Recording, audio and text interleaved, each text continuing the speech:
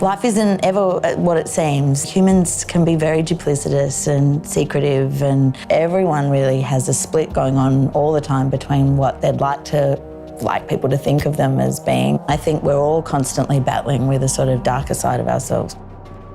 I think the Lewis character is definitely a shapeshifter. That's exciting to play. I did a lot of reading, watched a lot of documentaries and a lot of interviews with people who have been convicted of horrible things, and just to kind of see how they talk and discuss, and it's quite chilling to watch a lot of these people kind of very blasé, kind of talk about murder like talking about eggs on toast or something. I think the thing that I like most about the story is that it's surprising. Being able to push the boundaries imaginatively with what happens when a victim doesn't react in predictable ways. It's so rare to find female characters that are so sort of self-serving, I suppose, but I don't mean that in a negative way. It's just like her journey is a kind of a hero's journey, I suppose, or a heroine's journey. And I like the fact that it was morally kind of ambiguous. I think, a lot of the time these films or books tell us who's a good person, who's a bad person. And I like the fact that this was much more sort of complicated.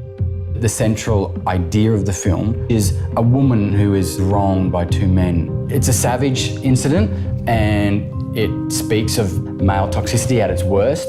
That was really the catalyst for, I guess, wanting to represent a strong female character that was in a sort of high stakes environment, and that seemed to fit the idea of making it a sort of a noirish thriller.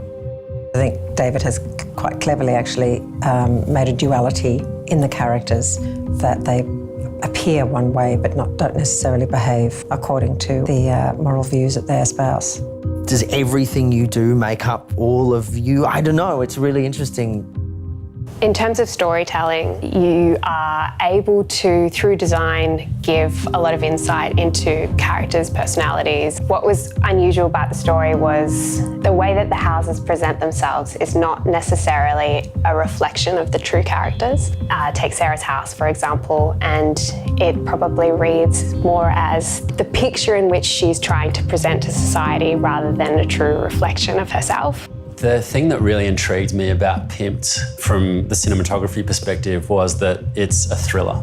And that genre opens up a huge gamut of opportunities for cinematography and great lighting. I really wanted to create these feeling states of fear and paranoia, because that's what thriller's about.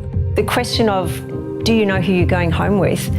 Whether that's a one-night stand or somebody you're dating, we don't really know.